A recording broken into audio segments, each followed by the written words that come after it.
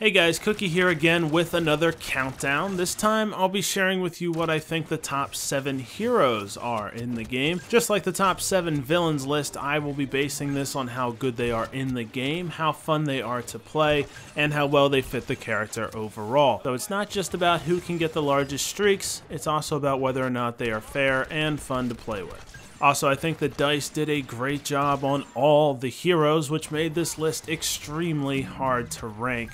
Because in my opinion, I don't think there is a bad hero, so bear that in mind. Starting off our list at number 7 is Chewbacca. Chewie's character is actually a lot of fun to play as. It's especially fun to watch him launching troopers into the air with his furious bowcaster. His charge slam is also a lot of fun to play around with, but can be hard to control at times. His shock grenade is also effective at disabling multiple enemies for a short time. Chewie's health can be maximized even more through star cards, making him a very hard kill. He's also a formidable opponent in Heroes vs. Villains thanks to his furious bowcaster.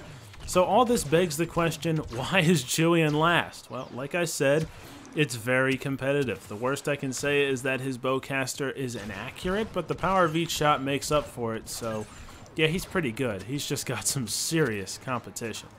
Next up at number 6, it's Lando Calrissian. Lando has a unique set of skills, like his smoke grenade, which would be worthless if not for his infrared zoom sights on his X8 Night sniper pistol, which turns into a very useful tool.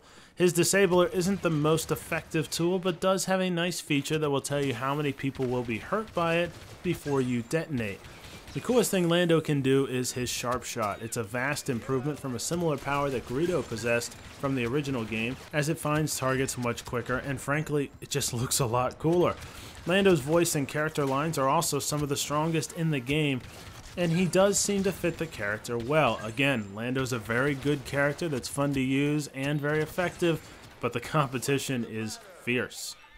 Number 5 is Luke Skywalker. I can feel the hate already. Luke has some pretty cool powers like Force and Repulse, which are both very powerful and fun to use.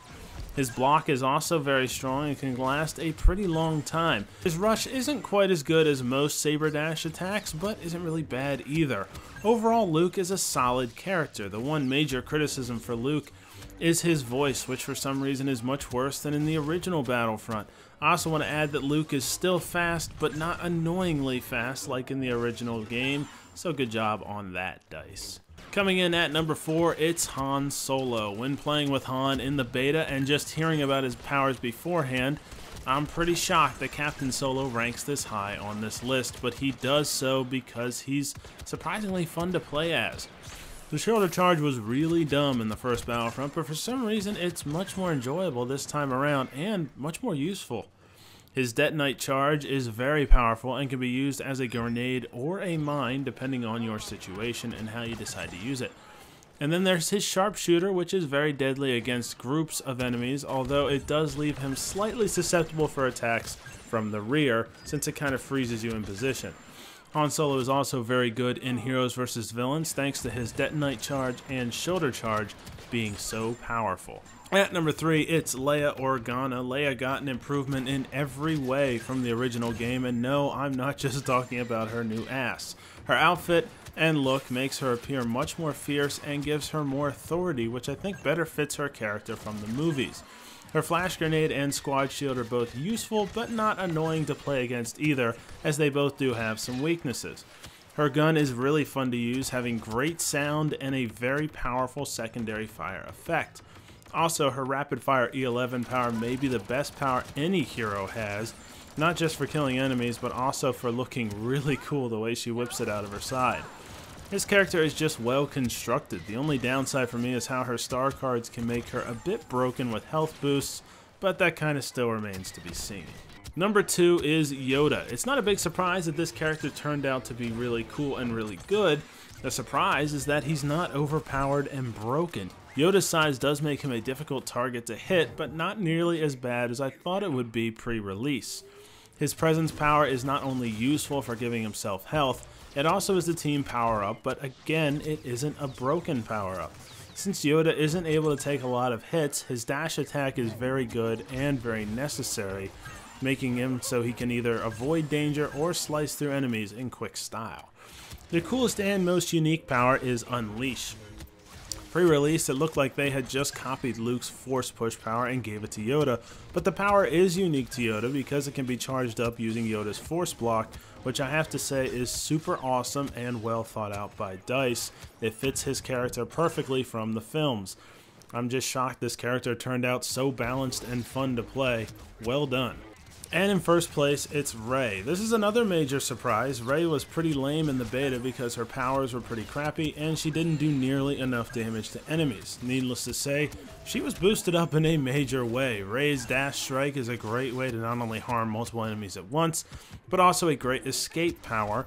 Her insight ability, which works as a radar pulse, is really useful to help Rey decide where to attack next. But her mind trick is her best power. It's very creative by DICE to force the enemy's controls to become inverted when she does that, making it much harder to kill her, but not impossible. Rey also has a great saber block that can fend off blaster fire for an extended period. I also think Rey is the best for saber battles and the best lightsaber wielder in Heroes vs. Villains overall. Rey is a formidable force, but she doesn't come without weaknesses, which is what makes her the best hero overall. Alright guys, there you have it. That's the top 7 heroes in Battlefront 2. I assume there's going to be some disagreement with my picks, so let me know in the comments below what you guys think of my choices, and if you think I'm a moron. I'd love to hear it. Maybe you think the heroes suck, or you understand my predicament. Either way, hit the comments section. Also, smash that like button, subscribe if you haven't already, donate if you can, and we will see you in the next video. Bye, guys. Your defeat is inevitable. I warn you not to underestimate my powers.